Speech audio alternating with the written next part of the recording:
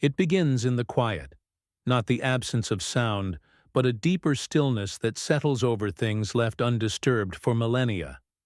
It is the silence of baked clay in the low, slanted light of a museum archive, long after the last visitors have departed. It is the silence of dust settling on the plains of Mesopotamia, where the wind blows over the featureless mounds that were once the world's first cities. Here, in this suspended time, we are not looking for stories. We are looking for records, for the first methodical attempts by humanity to impose order on chaos, to make a mark that would outlast memory. These are not grand monuments to victory, but the humble, administrative heart of a civilization. Contracts, receipts, and lists pressed into wet clay with a reed stylus. A technology built not for beauty, but for permanence. Among the endless rows of these documents, nestled in climate-controlled drawers, lies one particular tablet. It feels heavy in the hand, cool to the touch. It is a simple object, unassuming, and yet it represents a threshold. Its surface is covered in the dense, nail-like impressions of cuneiform, the world's first true writing. An archaeologist's gloved finger might trace the lines, feeling the deliberate pressure of a hand that vanished 5,000 years ago. This is not a poem. It is not a prayer. The formal, structured language identifies it immediately as an official document, something akin to a census record or a legal code. It was created to be a factual account, a piece of civic administration for the city-state of Uruk, or perhaps Ur, or Eridu. Its purpose was to list, to catalog, to record what was, with bureaucratic precision. The text begins with a sober, declarative statement, devoid of embellishment. It reads like the opening of a ledger. After the kingship descended from heaven, the kingship was in Eridu. The tone is flat, administrative. It then proceeds to its primary function, the listing of rulers. In Eridu, Alulim became king. He ruled for 800 years. The statement is delivered with the same dispassionate clarity as a record of grain shipments or the allocation of land. There is no mythological flourish, no suggestion of metaphor. The number is precise, recorded as a simple unit of time, an entry in a column. The scribe who pressed these marks into the clay did so as part of a formal, sanctioned process of record-keeping. He was not inventing a story. He was transcribing a received fact. The disturbance this creates is not one of fantasy, but of profound cognitive dissonance. The impossibility of the number is not the most troubling aspect. The true anomaly is its context. This record of an inhuman reign is embedded within a corpus of texts that are otherwise meticulously grounded in the pragmatic realities of urban life. The same scribal schools that produced these king lists also produced detailed astronomical observations, complex mathematical tables, and precise architectural plans. They were a people of order, measurement, and cycles. To them, this was not myth. It was data. The list presents a reign of 800 years with the same administrative sobriety as a tax receipt for 10 sheep. It is this clash, the impossible number recorded in the most mundane logical format, that opens the first fracture in our accepted history. One must pause here. The air in the archive is dry and still. Outside, the modern world hums with its own transient concerns, but in this room, time operates on a different scale. The silence is not empty. It is filled with the weight of this contradiction. The tablet lies under the focused beam of a lamp, a single, defiant fact that refuses to align with our narrative of the past. For a civilization so concerned with the cycles of the moon, the flooding of the rivers, and the counting of seasons, what possible function could such a number serve? What understanding of the world requires a history that begins so far beyond the horizon of human life? The question is not about belief. It is about purpose. The quiet of the room allows the sheer strangeness of the object to settle, to be felt rather than just analyzed. The record does not stop with one king. The scribe continues his work with methodical patience, adding the next entry. Alalangar ruled for 36,000 years. The list proceeds. King after king, city after city. 2 kings in Eridu, totaling 64,800 years.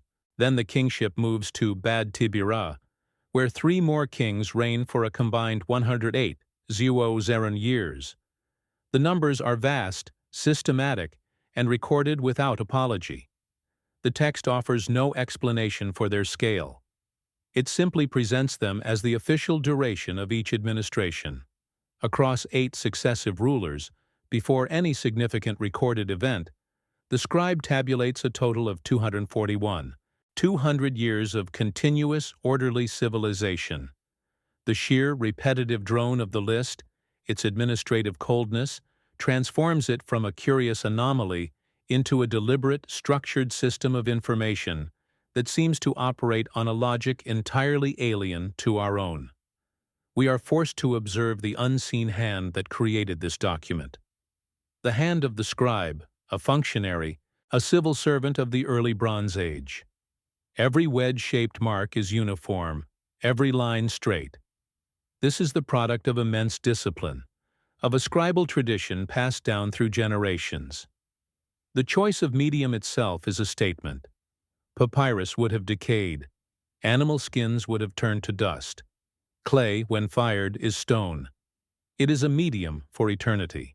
The message was intended to survive, to be read thousands of years later, exactly as it was written. The precision of the craft is in direct opposition to the fantastical nature of its content. This was not a casual act of storytelling. It was a careful, deliberate act of transmission, preserving a data set whose meaning or origin was, perhaps, already lost even to the scribe himself. Then, after the 8th king, the monotonous cadence of the list is broken by a single, stark line. It is an event that serves as the great dividing line in the entire record, a pivot upon which all of history turns. The scribe writes, with the same factual tone as before. Then the flood swept over. The line is not an epic poem. It is an entry in a logbook. It is recorded as a historical event, a boundary marker in the administrative timeline. Following this entry, the list of kings resumes, but the entire system has been reset. The kingship once again descends from heaven, this time in the city of Kish. And from this point forward, the reigns are drastically shorter, falling within the bounds of a normal human lifespan. The impossible numbers cease. The history becomes our history. The true question, therefore, is not about the literal truth of a 28,800-year reign. It is about the function of such a record. Why would a civilization so deeply invested in the practicalities of survival, irrigation, agriculture, law, preface its entire history with a sequence of impossibly long-reigning monarchs, all terminated by a single catastrophic event? This does not appear to be a history of what was, but rather a framework, a system of calibration.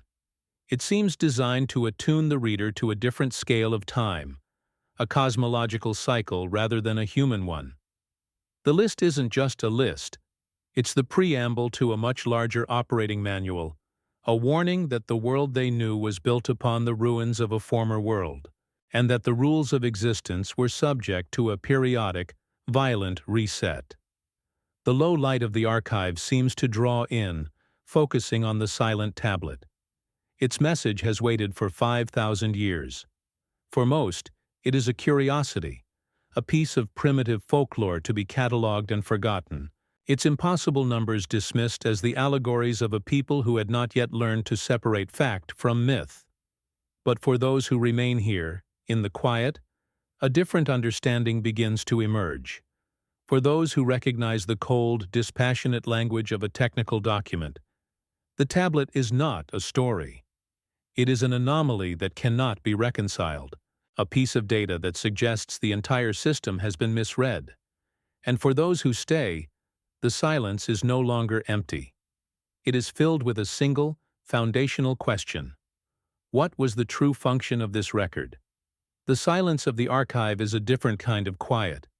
It is not an absence of sound, but a presence of weight. The weight of thousands of clay tablets, each a captured moment of a world long vanished, resting in ordered rows. We move past the king list, with its impossible rains and its great cleansing flood, and venture deeper into the collection. Here, the records become more numerous, more specific, and in their own way, more unsettling. We are now among the fragments of a vast library, a corpus of knowledge so extensive and systematic that it defies its own supposed origins. This is the collection known to modern epigraphers as the Enuma Anu Enlil, when the gods Anu and Enlil. But the name is a poetic misdirection. This is not a collection of myths. It is a database. The sheer scale of the work is the first challenge to comprehension. Over 70 tablets, containing nearly 7,000 entries, form what appears to be a colossal manual of celestial observation.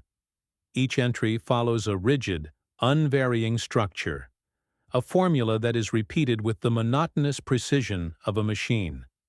It is a simple, yet profound, logical statement. If X is observed in the sky, then Y will occur on the earth. The language is stripped of all poetry, all ambiguity. It is the language of a technical document, a codebook for reality. The scribe who compiled these entries was not a poet seeking to inspire awe, but a technician cataloging cause and effect with dispassionate care. He was observing a system and documenting its rules of operation. Consider the first tablet of the series, dedicated entirely to the moon god Sin, a name for an astronomical body. It begins, "If the moon becomes visible on the first day, reliable speech, the land will be happy."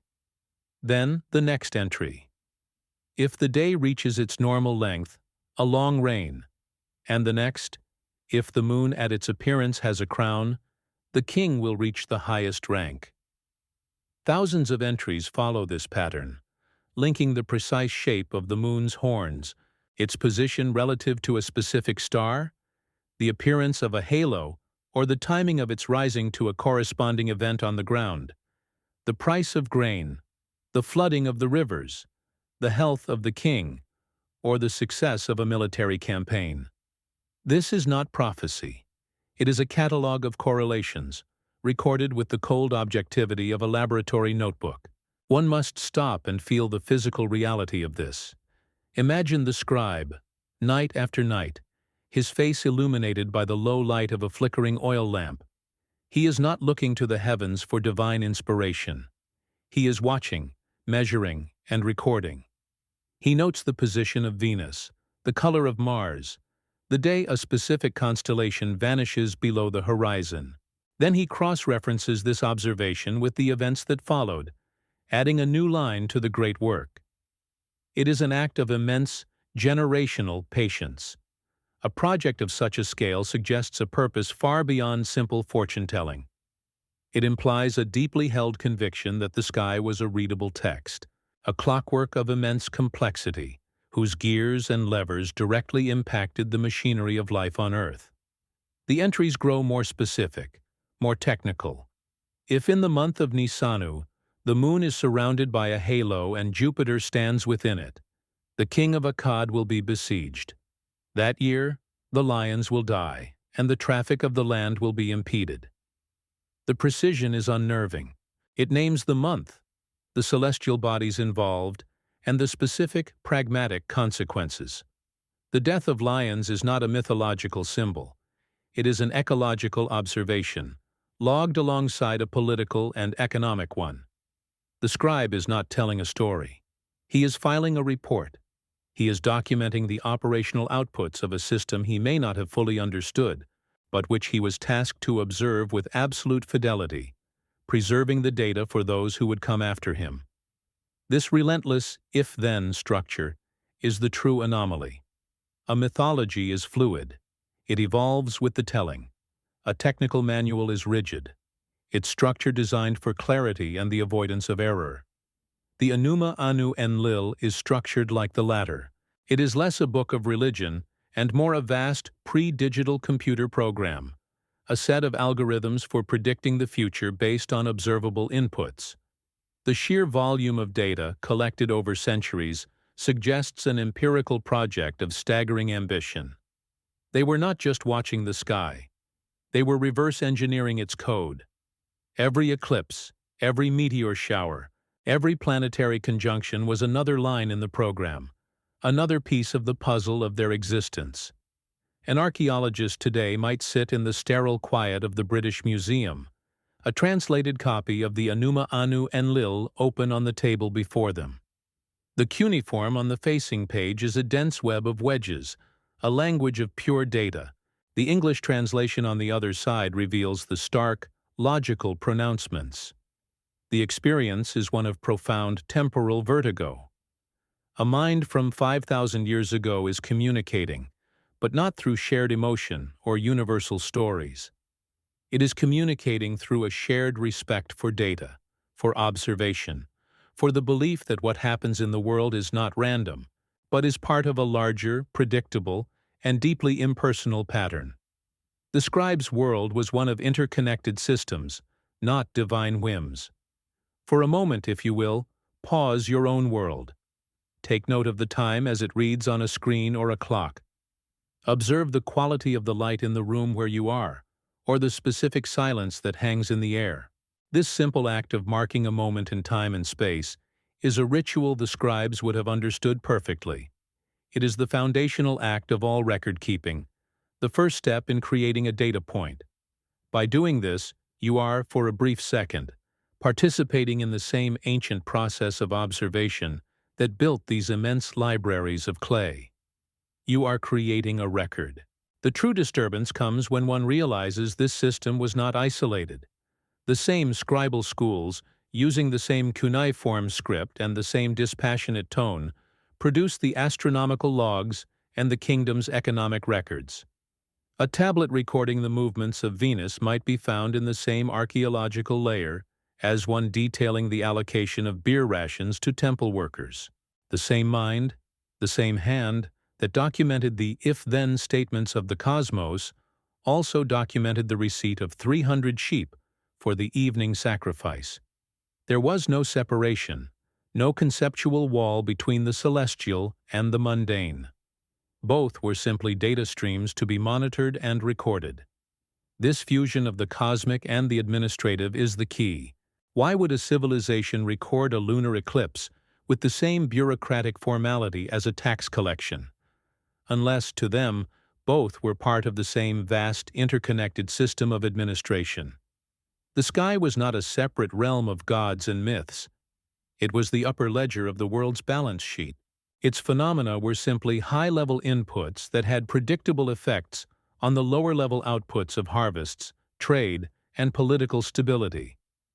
The scribe's job was not to worship this system, but to understand it, to read the balance sheet, and to provide its data to the administrators of the kingdom. We find lists, so many lists of stars, categorized by the paths they trace across the sky. The stars of Enlil in the northern hemisphere, the stars of Ea near the celestial equator, and the stars of Anu in the south. Each star is named, its rising and setting times recorded, its position noted relative to the moon on certain days of the year. This is not astrology. This is the creation of a celestial map, a grid of reference points. It is the work of surveyors, of cartographers, applying the same ordering principles to the heavens that they applied to the irrigated fields along the Euphrates. They were imposing order on the cosmos through the simple, powerful act of naming and measuring. A researcher might trace a line of cuneiform with a gloved finger, the text describing a cycle that takes decades to repeat. They might note the scribe's use of specific technical terms for different kinds of eclipses or atmospheric phenomena, words that have no mythological connotation whatsoever. These are the footnotes in the grand document, the technical specifications that reveal the true nature of the work. They speak of a long-term observational project, one that must have spanned generations, with knowledge passed down from master scribe to apprentice with exacting care. A project of this duration implies a purpose that transcends the lifespan of any single king or even a dynasty. The silence in the archive deepens. The air is still. The focused beam of a lamp illuminates a single tablet, its surface a field of tiny, precise marks. The text describes the behavior of a planet near the horizon, its color, its brightness, its apparent motion against the backdrop of the fixed stars. It is a simple, factual observation. Yet, embedded within this observation is the assumption that this behavior is not random, that it is a signal, a piece of information that can be used to regulate the affairs of the state. The tablet is not a prayer. It is a warning indicator, a gauge on the cosmic dashboard of the world. Then there are the numbers. The records are filled with them. Not just the impossibly long reigns of the antediluvian kings, but other, more subtle numerical systems. The number 60, the base of their mathematical system, appears everywhere, from the division of the heavens into 360 degrees to the measurement of time in units of 60 seconds and 60 minutes. This sexagesimal system is profoundly astronomical, perfectly suited for calculating cycles and predicting positions. Its presence throughout the administrative texts is a constant reminder that the entire civilization was calibrated to the rhythms of the cosmos. Their world was not just described by numbers, it was built upon them. We see evidence of a system designed to look for long, repeating patterns. The scribes record the Saros cycle, an 18-year period that can be used to predict eclipses. They note the 8-year cycle of Venus, after which it returns to the same place in the sky at the same time. These are not simple observations. They are the discovery of deep underlying symmetries in the celestial machine. To find such cycles requires meticulous, uninterrupted record-keeping over many lifetimes. It is a form of science, born of a deep and abiding anxiety. A culture does not invest such immense resources in prediction unless it believes that there is something of profound importance worth predicting. A single fragment of a tablet can hold the weight of this entire mystery. It might contain just a few lines of an omen, the if clause perfectly preserved, but the then clause, the consequence, broken off and lost to time. The researcher is left staring at the fracture, a gap in the logic. The scribe recorded the warning, but the nature of the danger is gone.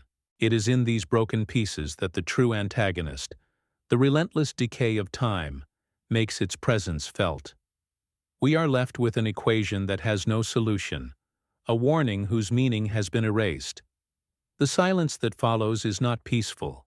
It is the sound of a message that has failed to be delivered.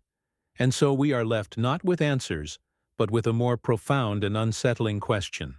Before us lies the evidence of a vast, coherent, and mathematically sophisticated system of observation. It was administered with bureaucratic precision, its data recorded with the cold, objective language of a technical manual. It operated for centuries, perhaps millennia, creating a database of celestial phenomena and their terrestrial consequences of a scale that is difficult to comprehend. It is clearly not a collection of primitive superstitions, but if it is not mythology, and it is not history as we understand it, then what exactly was the function of this immense and ancient machine of words? What was it designed to see coming? The investigation can no longer remain confined to a single drawer in a single archive. The weight of the anomaly in that first tablet forces a widening of the search. The quiet work must now expand, moving from the singular to the comparative. An archaeologist, long after the museum has closed to the public, might unroll a large facsimile of the Sumerian king list onto a vast wooden table under a single, low-hanging lamp. The air is still, thick with the scent of old paper and binding glue. Beside the crisp digital reproduction of the cuneiform, he carefully places another document. This one is not a photograph, but a hand-drawn transcription of a papyrus. Its edges frayed, its surface riddled with gaps and tears where the original material has crumbled to dust. The light catches the faint pencil marks, tracing a different script, a different language, from a different empire.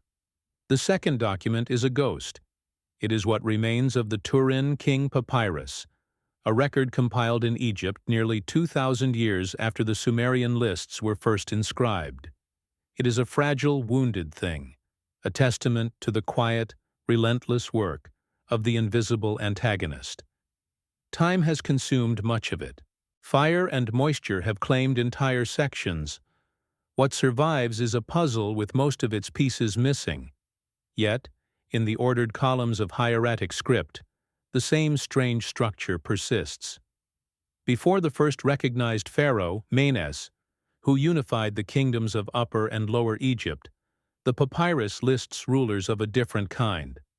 It speaks of a long line of divine kings, the reigns of gods, followed by a mysterious lineage known as the Shem-Su-Hor, the followers of Horus.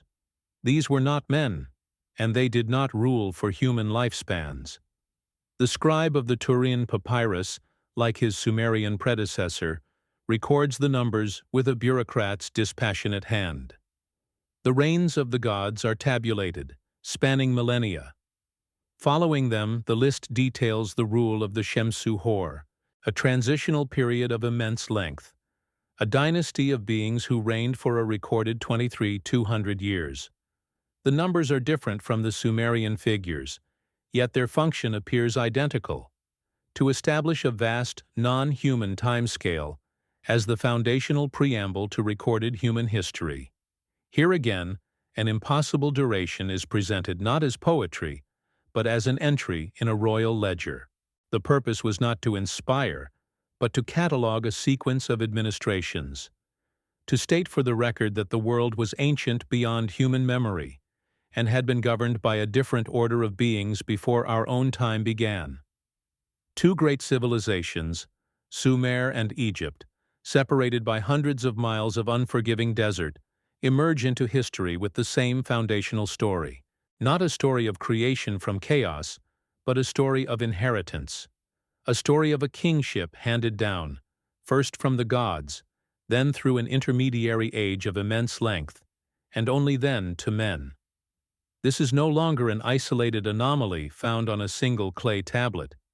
It is a pattern, a structural convention for how the most ancient literate societies chose to record the very beginning of their world. The coincidence is too loud to be ignored. It suggests a shared source, or a shared understanding of the world's deep history, that has since been almost entirely erased. The question shifts from what the Sumerian scribe meant to why an Egyptian scribe, 1,000 years later, would build his history upon the very same impossible foundation. The silence of the late-night study is a vessel for this thought. The two lists lie side by side under the lamplight, one from Mesopotamia, one from the Nile Valley. They are echoes in a vast, empty chamber.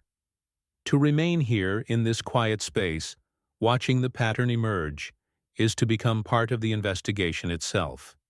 It requires a patience that the modern world rarely affords. Those who have stayed this long are no longer passive observers. They are participants in the vigil, sharing in the quiet recognition that some truths are not found in loud revelations, but in the persistent, repeating whispers that survive across the millennia. This is not a search for an answer that can be quickly consumed, but for a question that can be fully inhabited. The work must move from the archive to the field. The dust of the library is replaced by the dust of the excavation site. Here, under a relentless sun, an archaeologist kneels. The work is slow, a matter of centimeters per day. A brush, a small pick, the careful removal of compacted earth. The focus is not on treasure, but on structure, on the angle of a wall, the foundation of a pylon, the precise orientation of a temple complex that has not seen the sun for 4,000 years. It is in these silent, immovable stones that another layer of the pattern reveals itself, a layer that has nothing to do with language, but everything to do with a shared underlying logic. The same mind that catalogued the stars seems to have also laid the stones. We see it first in the monumental architecture of the Old Kingdom. The Great Pyramid of Giza is not merely a tomb of immense scale. It is an instrument of immense precision. Its base is leveled to within a fraction of an inch, and its four sides are aligned to the cardinal points of the compass with a degree of accuracy that is, frankly, astonishing.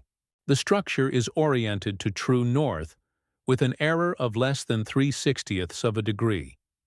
This is a feat of engineering that would challenge modern surveyors with all their technology. It is a cold, hard mathematical fact, etched in 2.5 million blocks of stone. This precision is not random. It is not accidental. It is the deliberate product of a mind obsessed with order, with geometry, and with the relationship between the earth and the heavens. This obsession with alignment is not unique to Egypt.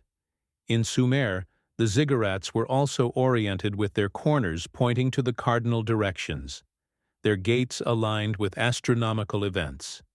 Later, at sites like Angkor Wat in Cambodia, or the great ceremonial centers of the Maya in Mesoamerica, the same principle holds. Entire cities were laid out as cosmic maps, their primary structures serving as fixed points in a vast celestial observatory. The architecture functions as a silent, permanent expression of the same worldview found in the written records. A belief that the terrestrial world must be correctly aligned with the celestial, that survival and stability depend on maintaining this precise mathematical harmony. The pattern is not just in the words, it is in the very footprint of civilization.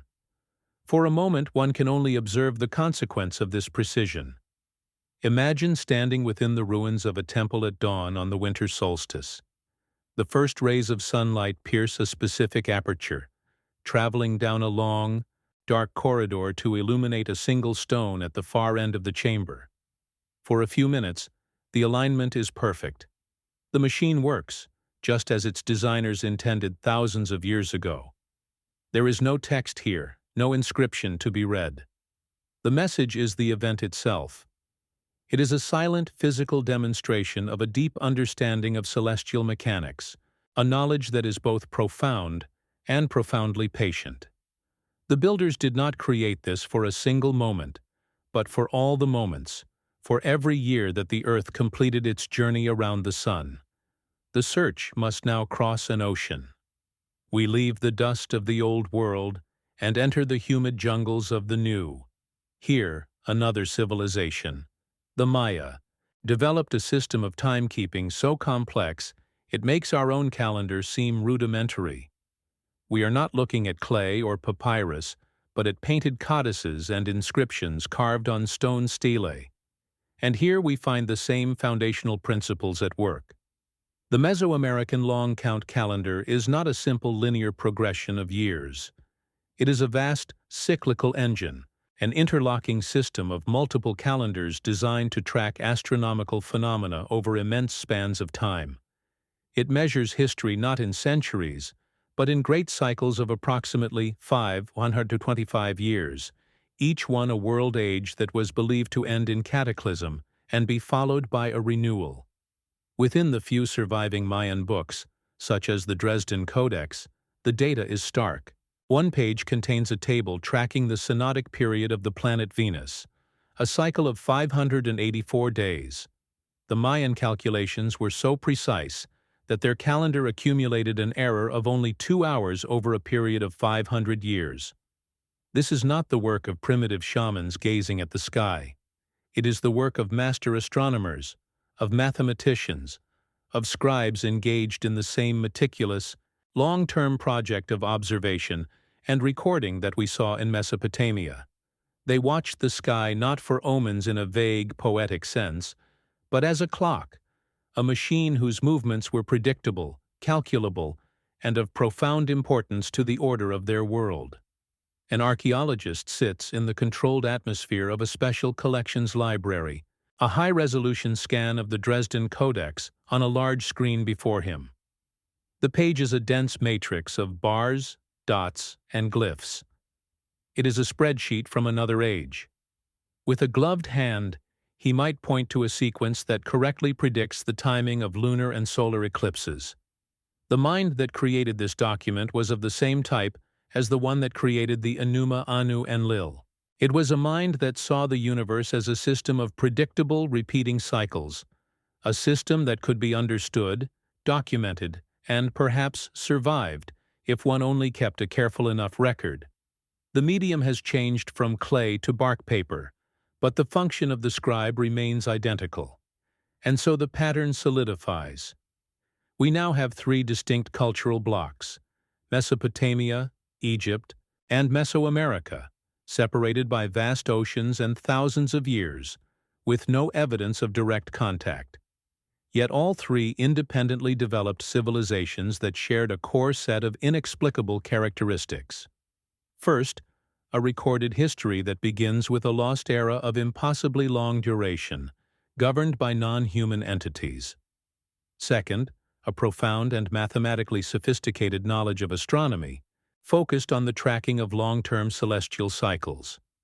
And third, a foundational belief in a cyclical model of time, in which the world undergoes periodic destruction and rebirth, with the flood being the most common agent of that reset. This is no longer a coincidence. It is a signature.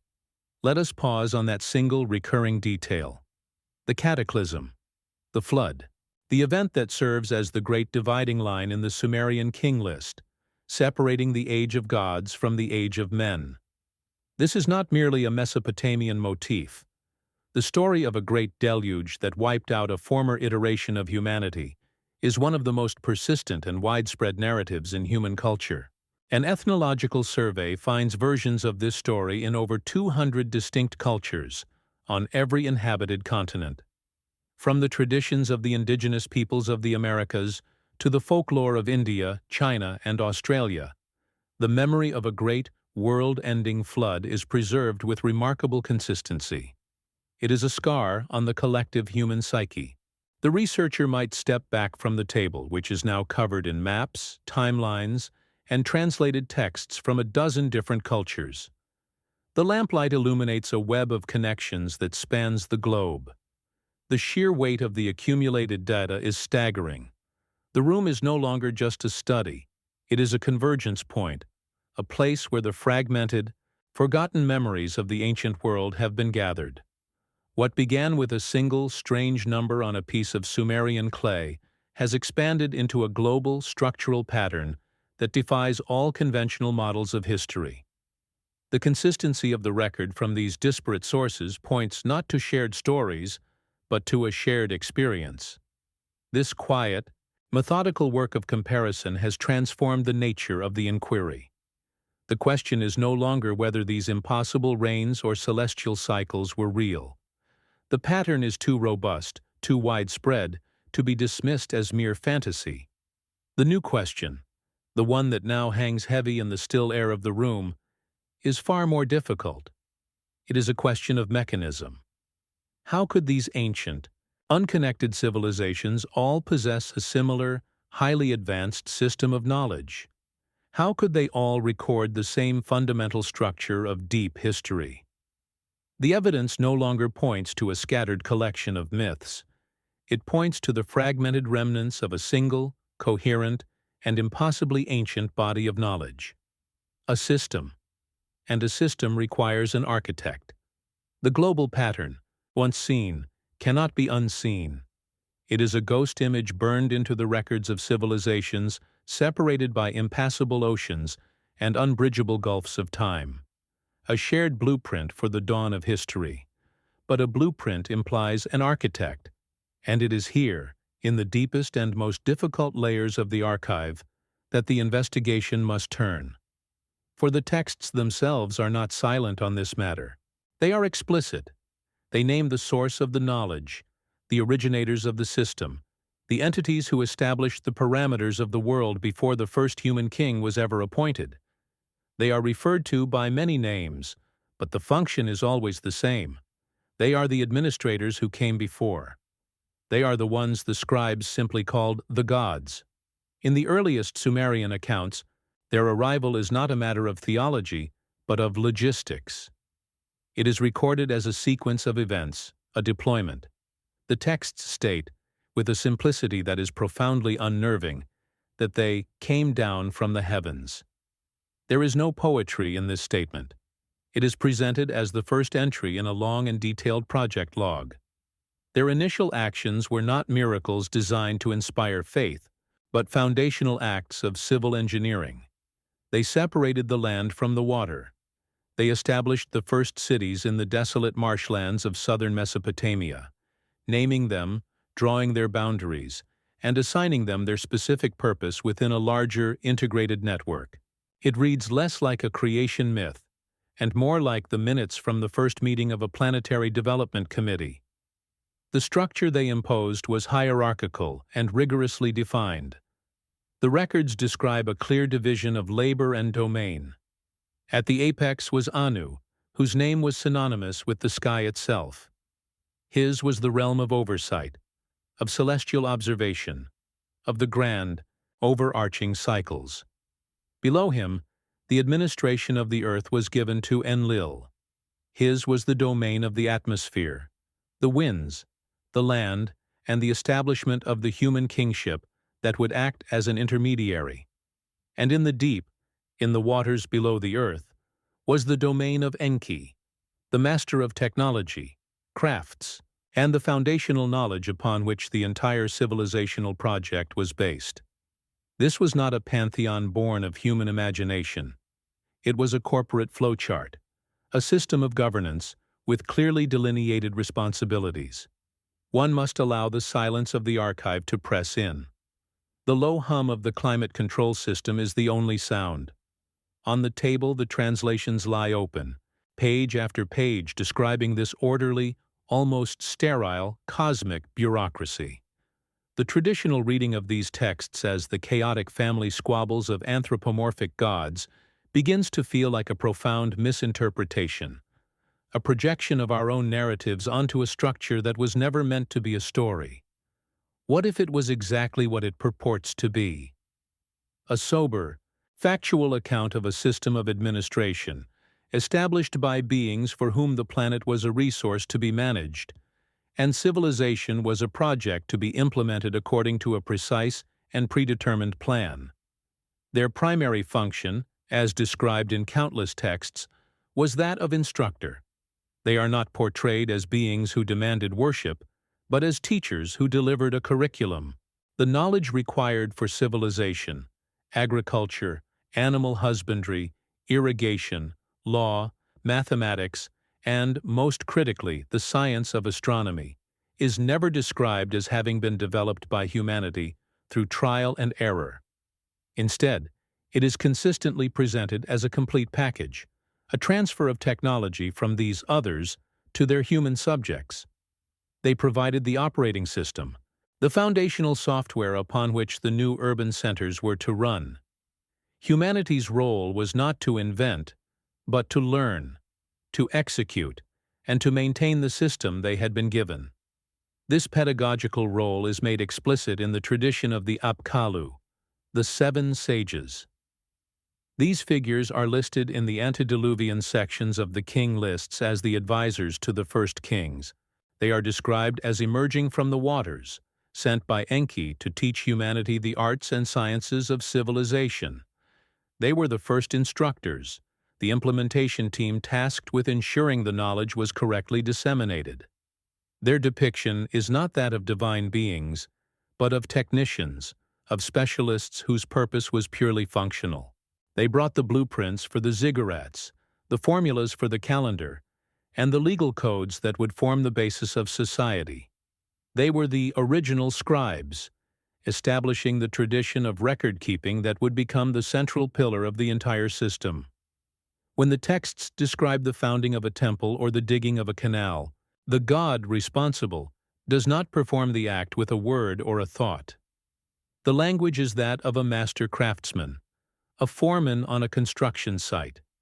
The god Enki is described as taking up the measuring rod, drawing the plans for a new shrine in the dust, and assigning the tasks for its construction. He blesses the first brick, but he also specifies the correct mixture of clay and straw. This is not the behavior of a mystical being. It is the methodical work of an engineer, a planner who understands the physical properties of the world and works within them. The divine is expressed not through the miraculous, but through a superior understanding of process and a mastery of technique. The air in the room grows heavy with the weight of this perspective. The sheer, repetitive volume of such accounts is what begins to erode the conventional interpretation. It is not one isolated poem that describes a god with a measuring rod, but a vast and consistent corpus of administrative and building records. A researcher, working late into the night, might find themselves surrounded by dozens of such texts, all reinforcing the same strange, pragmatic image of their deities. The others are defined not by their divine attributes, but by their jobs. They are the celestial cartographers, the chief architects, the legal scholars, and the project managers of the civilizational enterprise. The consistency of this portrayal across thousands of tablets is the true anomaly. Central to their administrative function was the concept of the me, a set of universal decrees or principles. These are often translated as divine laws, but their scope is far broader and more technical. The lists of the me include not just concepts like kingship and truth, but also the craft of the carpenter, the art of the metalworker, the scribal arts, and even the kindling of fire. They are not moral commandments, but the fundamental parameters of organized reality, the subroutines that allow a complex society to function. The texts describe these me as being held by the senior gods, who could then grant them to a particular city or king, effectively installing a new piece of software to upgrade that city's capabilities. This reframes the entire concept of ancient kingship. The human ruler was not a god on earth. He was the local administrator, the designated site manager whose primary responsibility was to maintain the connection between the terrestrial and the celestial domains. His legitimacy was derived directly from the others. The texts are clear. The kingship was lowered from heaven. It was a position, an office, granted to a mortal for the express purpose of executing the plan on the ground. The king's duties were to perform the prescribed rituals, maintain the temples which functioned as observatories, and ensure that the data stream of celestial observations and their corresponding earthly events was never, ever interrupted. He was the custodian of the system. In one text, the god Enlil, having chosen a king, delivers a stark and functional directive. He does not ask for praise or devotion. He hands the king a scepter and a crown, symbols of his office, and instructs him on his duties: to keep the canals in good repair, to ensure the granaries are full, and to make the fields fertile. The language is that of a superior delegating tasks to a subordinate. It is a performance review, a list of key objectives that will determine the success or failure of his administration. The well-being of the people is not a matter of divine grace, but a direct consequence of the king's competence in managing the infrastructure of the state according to the established protocols. What is consistently absent from these administrative portrayals is any sense of the emotional or psychological interior of these beings. The scribes record their commands, their movements, their titles, and the domains they govern with meticulous care. But they almost never record what these entities feel. They are presented as a kind of dispassionate, higher-order intelligence, operating on a logic that is beyond human comprehension. Their decisions, which can result in the creation of a city or its utter destruction, are presented without emotional justification. They are simply the outputs of a system, the calculated results of an equation we are not permitted to see. This lack of inner life makes them feel profoundly alien, more like a force of nature than a personality. Their connection to the sky was not symbolic, it was operational. Anu's domain was not a vague, ethereal heaven. The texts describe his seat as being in the way of Anu, the celestial equator, the band of the sky through which the sun, moon, and planets travel. The temples, the ziggurats, with their staged towers reaching toward the sky, were not just places of worship. They were described as mooring posts, linking points between heaven and earth.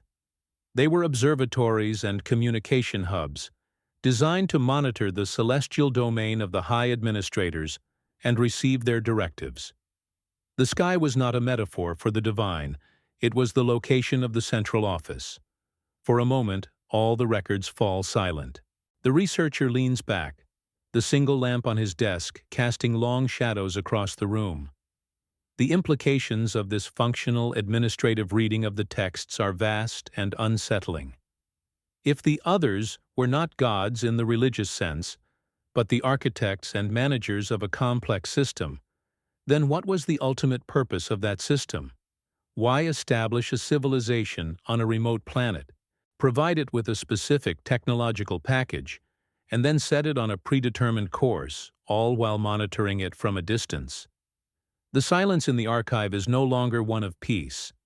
It is the silence of a profound and disturbing question that has just taken shape. The records state that before the Great Flood, a decision was made. The texts describe a formal assembly of the others. It is not a scene of divine rage or impulsive punishment. It is a council meeting. A debate is held. The fate of the human project is discussed, and a vote is taken. The decision, for reasons that are never fully explained, is to allow the coming cataclysm to wipe the slate clean, to terminate the current iteration of the project. The event is foreseen, its arrival calculated. The response is not an act of passion, but a planned, administrative resolution. It is the decommissioning of a vast and ancient enterprise. This final, cold act of the antediluvian administrators opens a new and more terrifying line of inquiry. It transforms the flood from a myth of moral punishment into something far stranger. It becomes a recurring, predictable feature of the operating environment, a known bug in the system that required a periodic managed reset. Why would the architects of such a vast and sophisticated project build this recurring self-destruction into its very fabric? What purpose could it possibly serve? The focus of the investigation shifts from the nature of the architects to the nature of the flaw they were forced to accommodate. The greatest mystery is no longer who they were, but what it was they were so afraid of. The methodical work of the archive and the field has, until now, been a process of accumulation. We have gathered records, identified patterns, and connected the fragments of a single, coherent system that seems to span the ancient world. But the investigation must now turn inward, toward a presence that has been felt from the very beginning, but never directly addressed. It is the quiet, persistent counterforce to all this remembering. It is the antagonist that cannot be named, because its true name is absence. The inquiry shifts from what is written on the clay to the silence that surrounds it, the gaps between the lines, the interruptions in the record.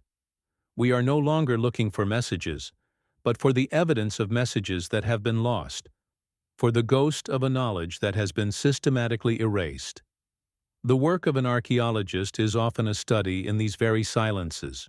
An ancient city is not a single, preserved moment in time, but a tell, a great, artificial mound composed of the compressed layers of successive settlements.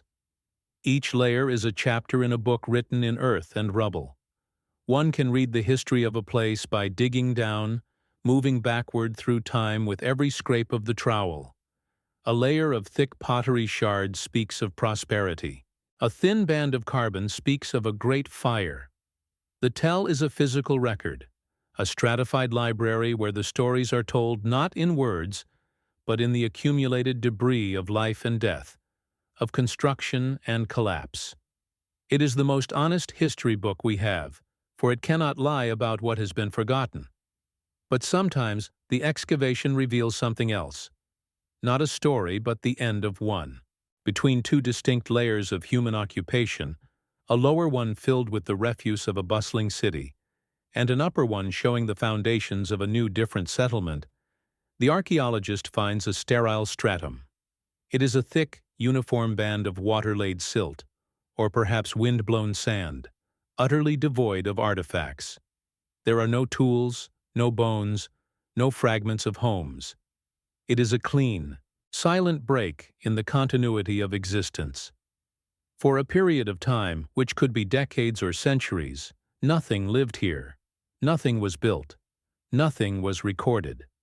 The page is not just torn, it is a blank, empty space in the book of the earth, a physical manifestation of the Great Silence.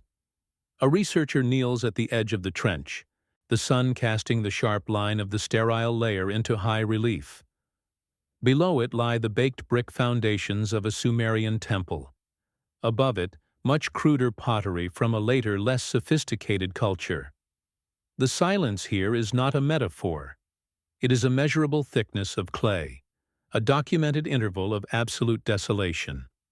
This is the physical evidence of the invisible antagonist at work. The city below did not evolve into the city above. It ended.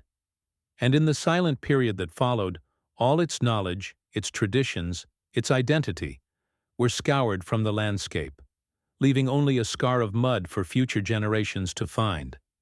The question that hangs in the dry, hot air is not what happened, but why the interruption was so complete. This physical break in the archaeological record finds its direct parallel in the textual one. The Sumerian king list, with its sober accounting of reigns, marks the same kind of sterile layer in time. After 241, 200 years of continuous recorded kingship, the scribe inserts a single administrative note. Then the flood swept over. The event is not described with epic terror, but with the dispassionate finality of a bookkeeper closing a ledger. The continuity is broken. The system is reset. The impossibly long reigns of the antediluvian world are gone, and when the record resumes, history begins anew, on a human scale. The sterile layer of silt in the earth and the textual break in the king list are two independent witnesses testifying to the same catastrophic interruption, a moment when the world's memory was wiped clean. This was not a single, isolated event. As we look closer, the history of Mesopotamia is revealed to be a history of these interruptions. Entire regions were abandoned for centuries, their great cities left to the wind and the dust, for reasons that are never fully explained in the records. The end of the Akkadian Empire, for instance, is associated with a period of intense, widespread drought that lasted for 300 years, a dark age from which almost no written records survive. The silence is not a single flood, but a recurring pattern of collapse and forgetting. The antagonist is not an event, but a cycle. A brutal periodic process of erasure seems to be built into the very fabric of this world, a feature of the operating system, not a bug. We see this paradox most clearly in the greatest surviving collection of their knowledge, the Royal Library of Ashurbanipal at Nineveh. Over 30,000 tablets and fragments were unearthed there, a priceless repository of the Mesopotamian mind. But these tablets survived for one reason only. The library burned. The invading armies of the Babylonians and Medes set fire to the city in 612 BCE, and the intense heat of the inferno that consumed the palace fired the clay tablets, baking them into stone and preserving them for posterity. Our knowledge exists only as a consequence of its own destruction. The library is a silent monument to the fact that survival is often an accident, a ghost that emerges from the ashes of a great and final fire. The work of a modern epigrapher is a constant, humbling confrontation with this fragmentation. They do not sit down to read a complete book. They sit at a table covered in dozens of small, broken pieces of clay, like a puzzle with most of its pieces missing. A single, coherent text might have to be reconstructed from shards discovered a century apart, in the ruins of different cities. The process is one of immense patience and profound uncertainty. The narrative is not something they read. It is something they painstakingly rebuild from the wreckage of time. Every text they work on is a testament not to the permanence of writing, but to its profound fragility in the face of the invisible antagonist. And it is in these reconstructions that the silence becomes most articulate, most unnerving. A researcher might be working on a text that describes the assembly of the others before the flood. The narrative builds. The reasons for the coming cataclysm are about to be revealed. The god Enlil is speaking, his words forming on the tablet, and just as he is about to pronounce the final judgment, the tablet breaks. The rest of the text is gone. This happens with a frequency that feels almost deliberate, almost intelligent. The most critical pieces of information, the origins of the others, the purpose of humanity, the exact nature of the coming catastrophes, are consistently located in the gaps, on the missing fragments, in the silence where the clay has been broken. The erasure is not only physical, but linguistic. The Sumerian language itself is a ghost, an isolate with no known relatives. Many of its words are understood only by context, their precise meaning lost forever. We find technical terms for astronomical bodies, for architectural elements, for legal concepts that appear only once or twice, their definitions nowhere to be found. The scribes wrote with a technician's precision, but we have lost the glossary. We are reading a schematic with half the symbols erased. The silence is not just an absence of tablets. It is an absence of meaning, a fog of semantic decay that has settled over the entire record, leaving us to guess at the true function of this immense and ancient machine of words. One must pause here, in the quiet of this vast intellectual ruin. We are surrounded by the ghosts of a knowledge so profound that its very scale is a challenge to our history. And yet, this knowledge is profoundly, perhaps fatally, incomplete. We have the index, but not the library. We have the equations, but not the key to their variables. The overwhelming feeling is not one of discovery, but of profound and irretrievable loss. We have arrived at the end of a great conversation, only to find the room empty, the speakers long gone with only a few scattered notes left behind to tell us that they were ever here at all. The silence they left behind is the loudest thing in the room. In this moment, take note of the quiet around you, the specific quality of the air, the space between the sounds of your own world. That interval is not empty. It is a space of potential, a canvas upon which the next thing can be written. The ancient scribes understood this kind of functional silence. It was the necessary pause between celestial cycles, the fallow field before a new planting. It is the space where the invisible antagonist does its work, but it is also the space where continuity becomes possible. To mark that, you have stood here, with us, in this quiet contemplation of the great gaps. Leave a single word in the records below. Interval. Ni, it is a way of acknowledging the silence as a part of the story itself. We return to the king lists, but now we see them differently. We are no longer focused on the impossibly long reigns, but on the transitions between them. The text will state with administrative finality. In Eridu, the kingship was. Then Eridu was smitten with weapons. Its kingship to Bad Tibira was carried. The statement is flat, devoid of detail. A change of geopolitical power that must have involved immense violence and upheaval is reduced to a change of address. The war, the famine, the collapse, all of it is contained in the silent space between two words. The scribe's duty was not to record the chaotic process of destruction, but only to note the orderly transfer of the me of kingship from one data point to the next. The cataclysm itself is a lacuna. Perhaps the most profound silence concerns not an event, but a process. The great knowledge systems of Mesopotamia, their sophisticated astronomy, their complex mathematics, their very system of writing, appear in the archaeological record almost fully formed. There is no long, slow period of development visible in the earliest texts. No primitive cuneiform, no clumsy astronomical observations, no simple arithmetic that slowly evolves into complex calculations. The system seems to have been born mature, a complete and integrated package from the very beginning. The long centuries of trial and error that must have been required to create such a system are a complete and total blank. It is a body of knowledge with no visible history of its own invention. This silence of origins extends to the architects themselves.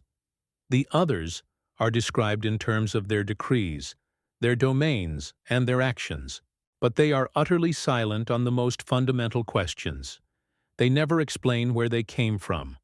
They never explain their ultimate purpose. They provide humanity with a complex system for observing the cosmos and surviving its cycles, but they never explain the nature of the threat they are preparing humanity for. Theirs is the silence of the instructor who provides a detailed operating manual, but has deliberately removed the first chapter, the one titled Introduction and Purpose. Their silence is not an absence of data. It is a withholding of context, the most critical erasure of all. This recurring, multi-layered pattern of forgetting forces a disturbing thought. What if the silence is not an accident? What if the periodic erasures are not a flaw in the system, but an essential feature of its design? A civilization is given a package of advanced knowledge. It flourishes for a time. Then a predictable, cyclical cataclysm arrives and wipes the slate clean, leaving only a few survivors to begin again, armed with only the fragmented, mythologized memories of the world that was. Could it be that the system is designed to prevent a certain kind of knowledge from accumulating for too long?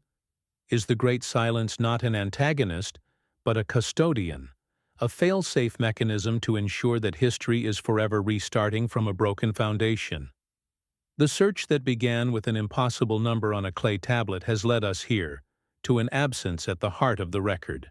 We have found the fragmented blueprints of a vast warning system, a mechanism for observing the sky and anticipating a recurring threat. The scribes of Sumer watched the heavens with the patience of generations, logging the if-then statements that governed their world, all in preparation for a final, predicted event. But the record of that event, the ultimate consequence, the great then clause toward which the entire system was aimed, has been completely and utterly erased. We are left with the machine, but we do not know what it was built to see coming. The researcher sits alone in the archive, the night now deep and still. On the table before him are two pieces of a single tablet. They are large fragments, their surfaces covered in dense, precise cuneiform. He pushes them together. The lines of the text almost meet, the logic of the sentence almost complete. But they do not touch. Between them is a void, a sliver of missing clay, a wound that can never be healed. The light from the desk lamp shines through the gap, illuminating the dust motes that dance in the empty space. Here, in this physical void, is the final form of the antagonist.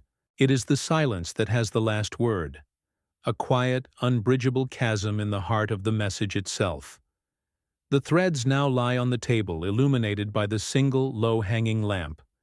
The impossible numbers of the king list, a history calibrated to a non-human scale. The vast, logical machine of the Enuma Anu Enlil, a database of celestial cause and terrestrial effect. The silent, global echo of a world-ending flood, a scar on the memory of 100 cultures. The geometric precision of the earliest monuments, their stones aligned to stars that move with the patience of millennia. For a time, these have been treated as separate problems, isolated curiosities for specialists to debate in quiet journals. But here, in the stillness of the late hour, the partitions dissolve. They are not separate artifacts.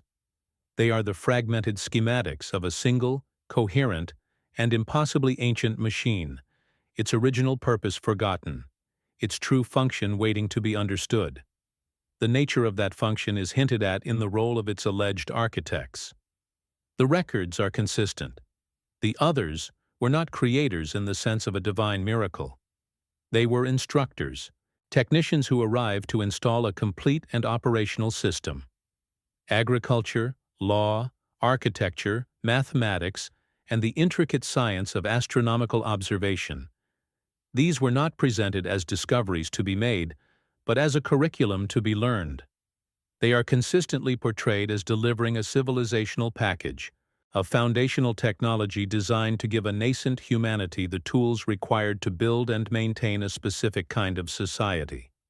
The scribes who received this knowledge did not see themselves as inventors, but as custodians, the first in a long line of operators tasked with preserving the integrity of the inherited system. This single fact changes the entire orientation of the inquiry. We have been asking what this knowledge tells us about the Sumerians, but perhaps the more important question is the one they were never in a position to ask. What specific, long-term problem was this entire complex civilizational package designed to solve? A system of such sophistication, one that demands meticulous, multi-generational record-keeping and a profound focus on long-term celestial cycles, is not built to manage the planting of barley. It is an instrument, and one does not build an instrument of this scale and precision unless there is something of profound and recurring significance that needs to be measured, anticipated, and, if at all possible, survived. Our history is not a beginning. It is a response. The air in the archive is motionless. The weight of this reframing is a physical presence in the room. It suggests that the grand narrative of human progress, of our slow, unaided climb from the mud to the stars, may be a story we tell ourselves because we have forgotten the first chapter. What if we are not the protagonists of this story? What if we are merely the inheritors of a legacy, the keepers of a watch whose original purpose has been lost to the great silence between the cycles? The tablets on the shelves are no longer just records of the past. They are the dormant components of a function we have yet to reactivate, a responsibility we have unknowingly carried for 5,000 years. The evidence for this function has been in plain sight all along, embedded in the very structure of their timeline. The Great Flood, the recurring cataclysm, is the central organizing principle of their entire historical model. It is the boundary condition, the event that separates the world of the others from the world of men. The system they bequeathed to humanity was not designed for an age of uninterrupted peace and stability. It was designed to operate across these violent resets. The immense body of knowledge, the meticulous astronomical records, the lists of kings, all of it was secondary to a single overriding directive: to ensure that a seed of civilization, a core of the essential data, could survive the periodic cleansing and be used to reboot the world on the other side. Seen through this lens, the work of the scribe is transformed. His patient, repetitive labor is no longer the mere chronicling of a kingdom's affairs. It is an act of profound, almost sacred responsibility. He is not a historian. He is the operator of a continuity plan. Every celestial observation he records, every omen he cross-references in the Great Library, is another diagnostic check on the system. He is watching the cosmic weather, scanning the horizon for the first signs of the inevitable storm. The entire apparatus of the temple, the state, and the kingship was, at its core, a long-term, deep-time warning system, and the scribe sat at its central monitoring station, his stylus the most important instrument in the world. The nature of the threat was therefore not terrestrial. It was not the ambition of a rival king or the failure of a harvest. The system's obsessive focus on the sky reveals the source of their deep and abiding anxiety.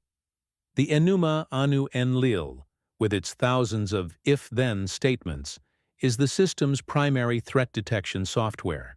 Every planetary conjunction, every eclipse, every strange halo around the moon was a potential precursor, a data point to be fed into the larger model.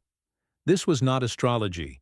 It was the methodical tracking of a known cyclical danger whose origin was in the heavens. They were watching for the return of something that had come before and was certain to come again. The sky was not the home of the gods. It was the source of the danger. We must observe the sheer, unblinking patience of this endeavor. The knowledge encoded in their records reveals an understanding of celestial mechanics that operates on timescales far beyond human experience. They tracked the Saros cycle for predicting eclipses. They calculated the long, looping dance of Venus. And there is compelling evidence that they knew of the precession of the equinoxes, the slow, 25, 9 and 20-year wobble of the Earth's axis, a cycle so vast that its observation requires a continuity of measurement that defies our understanding of the ancient world. This is not knowledge for managing a kingdom. This is knowledge for managing a planet through its deep astronomical rhythms, and for tracking a threat whose return period is measured not in years, but in millennia. This brings the investigation to a new and unsettling threshold. The quiet work of gathering these fragments, of tracing these patterns across the ruins of the ancient world, is not a journey into a finished past. It is the slow reawakening of a message that is still active.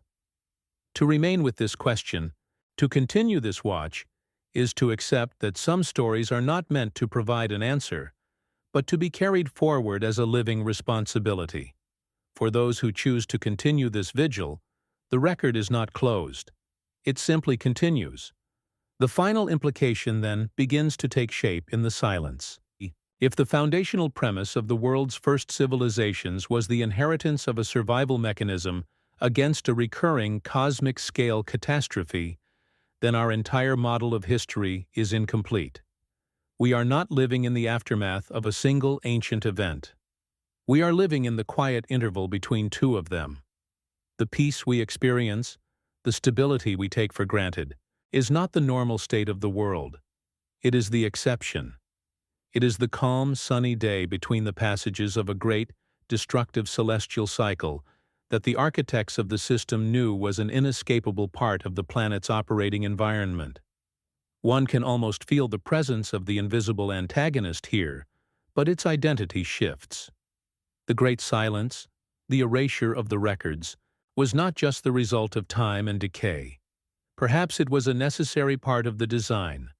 The full knowledge of the coming cataclysm, the terrifying specifics of the event itself, may have been deemed too great a burden for any single generation to bear. The system was designed to function without this explicit knowledge. The rituals, the observations, the record-keeping, these were the procedures to be followed, a set of instructions that would lead to survival without ever having to explain the full, horrifying nature of the danger. The most critical information was deliberately placed in the silence. This reframes the others one final time. They were not gods, not aliens in the simple, modern sense of the word. They were, perhaps, the survivors of a previous iteration of the cycle. The knowledge they passed down was not theoretical. It was the hard-won product of their own catastrophic experience. They were the builders of an ark, not of wood and pitch, but of knowledge and ritual, designed to carry the seed of intelligent life across the next great flood. Their instructions were the desperate, carefully curated legacy of a world that had already been lost once before, a message in a bottle sent across an ocean of time. And so we are left with the machine itself, its gears still visible in the oldest records of our world. We have the king lists that speak of another time. We have the astronomical databases that track the movements of the sky. We have the silent, aligned stones that still mark the turning of the seasons. We have all the component parts of the warning system laid out before us in the quiet of the archive. But we have lost the operating manual. We have forgotten the purpose for which it was built.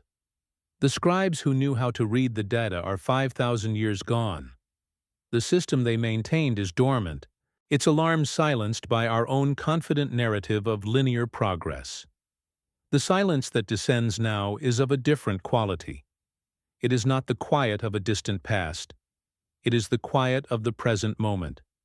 The researcher might look up from the fractured clay, his gaze moving past the window to the lights of the modern city sleeping under the same indifferent sky. The same stars, the same planets, are tracing the same paths they did for the Sumerian observers. The great clockwork of the cosmos has not stopped. The cycles they measured with such desperate patience are still unfolding. The only thing that has changed is that there is no one left who is watching. This realization is the true culmination of the search. The mystery is not contained within the clay tablets in the museum drawer. It is not a historical puzzle to be solved. The implication is that the system is still running. The program, set in motion millennia ago, has never been terminated. The great cyclical pattern that governs the life and death of worlds on this planet is still active. The greatest mystery the Sumerians left us is not a record of what happened in their distant past. It is a stark, silent warning about the nature of the world we inhabit right now, and of a future that may not be as secure as we have allowed ourselves to believe. The low light of the archive hums, a sound so constant it has become a texture of the silence itself. The work of assembly is finished. The fragments of clay, the transcriptions of papyrus, the maps of silent aligned stones, they have all been brought into this single, quiet room. There is no final, triumphant synthesis. No single chart upon which all the data points align to form a clear and simple picture. The evidence does not resolve, it merely accumulates, its collective weight pressing down on the present moment. The questions that were asked at the beginning of this watch have not been answered. They have only grown larger, their echoes now filling the space once occupied by the certainty of our own history. The time for connecting threads is over. Now, there is only the quiet observance of what remains. We are left where we began, with a single piece of baked clay resting in its climate-controlled drawer. It is an object of profound and frustrating stillness. For 5,000 years, it has held its message, its impossible numbers, its stark, administrative account of a world that should not have existed. Our investigation, our journey through the records of a dozen civilizations, has not changed it. It has not unlocked its core secret. It has only served to deepen the shadow it casts. The tablet is not a key that has opened a door to the past.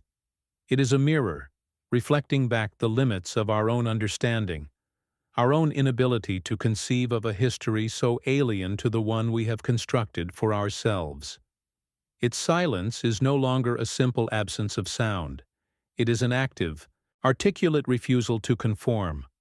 The narrator, the quiet curator who has guided this vigil, begins his withdrawal. His role was never to provide an answer, but only to hold the lamp steady, to illuminate the dust on these forgotten shelves. He, too, is a custodian, not a prophet. His work is to ensure the questions are not forgotten, to keep the space open for this difficult and unsettling contemplation. He has no final wisdom to impart, no concluding argument to make. The records must now speak for themselves, in the fragmented, contradictory, and deeply resonant voice they have always possessed. The story does not belong to him. It belongs to the silence, to the gaps in the record, and to those who choose to remain here, in the quiet, long after the lamp has been turned off. The camera, our eye, begins to pull back. The single tablet, with its universe of implications, becomes just one among hundreds in its drawer. The drawer slides shut with a soft, final click, a sound of containment, not of resolution.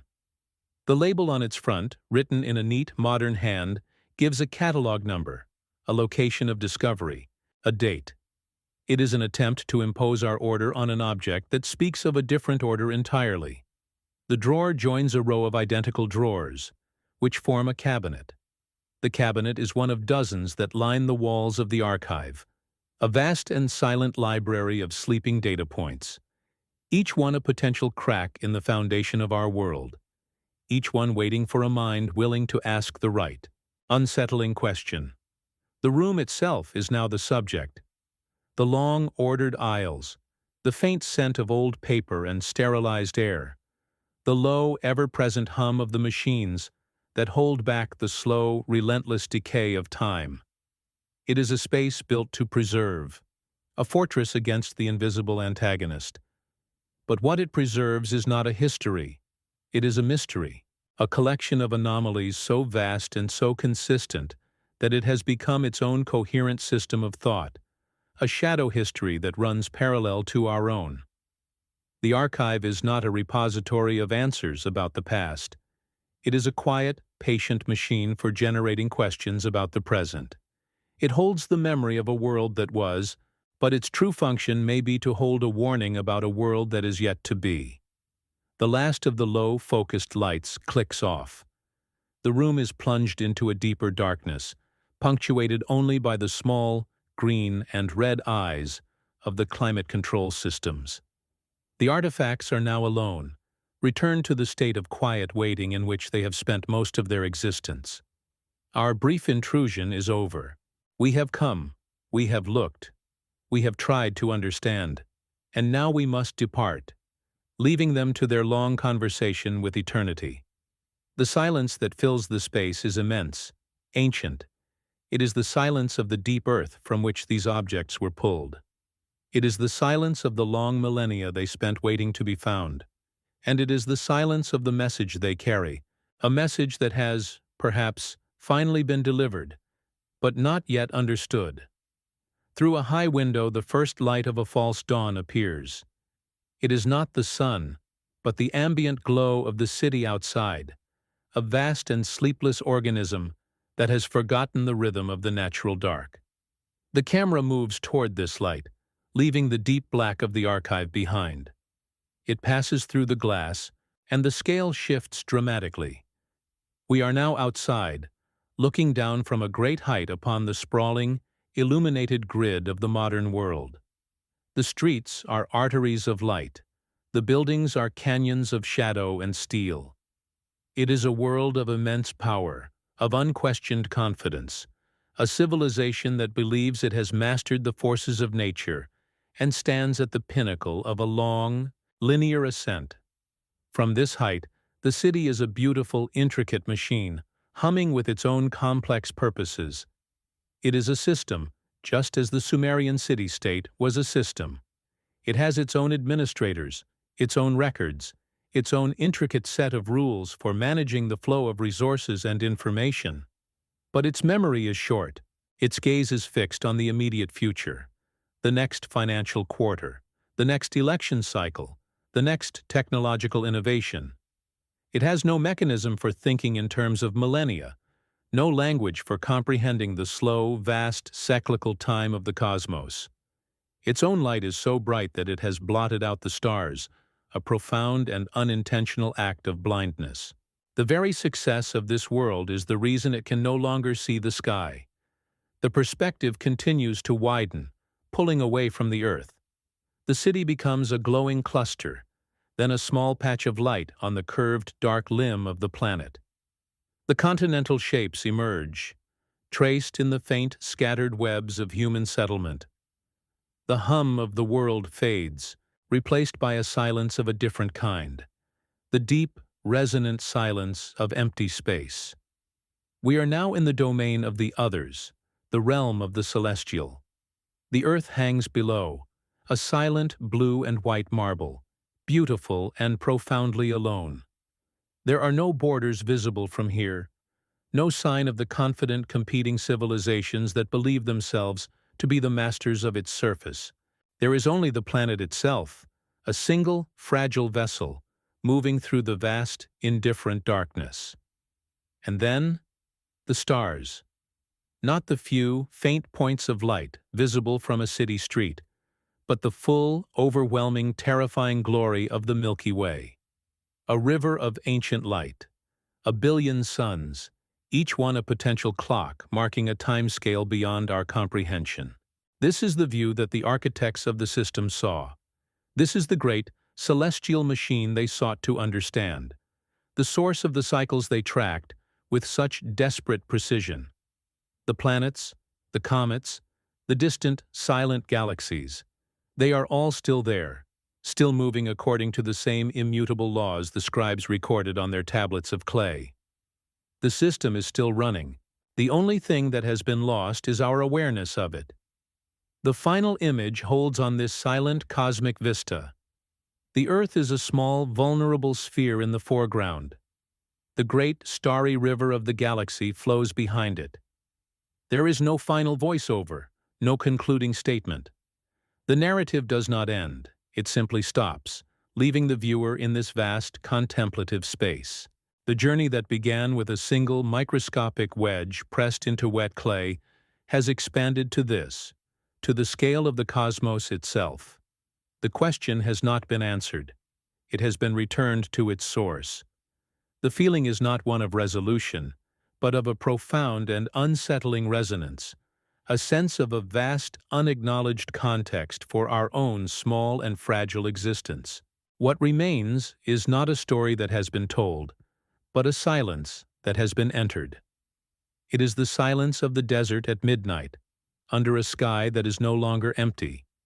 It is the silence of the museum archive, long after closing, where the messages are still waiting. It is the quiet, internal silence of a mind that has been confronted with an anomaly it cannot dismiss, a pattern it cannot explain, a possibility it cannot ignore. The text is finished, but the vigil has just begun. The past is not over. It is not even past. It is simply dormant, waiting for the cycle to turn, for the conditions to be right, for the watchers to remember their place and to look up once more. The screen does not cut to black. It holds the image of the star field, the silent, turning cosmos. The Earth is a small, quiet presence within it. For a long time, nothing happens. The only movement is the impossibly slow rotation of the celestial sphere, a motion so patient that it can be felt rather than seen. The viewer is left alone with this image, with the scale of it, with the weight of the unanswered question. The experience is not about receiving information, but about being left in a state of quiet and profound contemplation. The story is over, but the feeling it has created remains, a quiet echo in the mind. And then, a slow fade. The light of the distant stars does not vanish abruptly, but softens, dims, and gently recedes into the darkness. The process is unhurried, a gradual withdrawal from the immense scale of the cosmic to the intimate quiet of the individual mind. The final frame is not blackness, but the deep, starless dark of a closed room, the kind of darkness that is not an absence of light, but a presence of stillness. The silence is now total. Something has been remembered, not explained. And the question remains, suspended in the quiet that follows.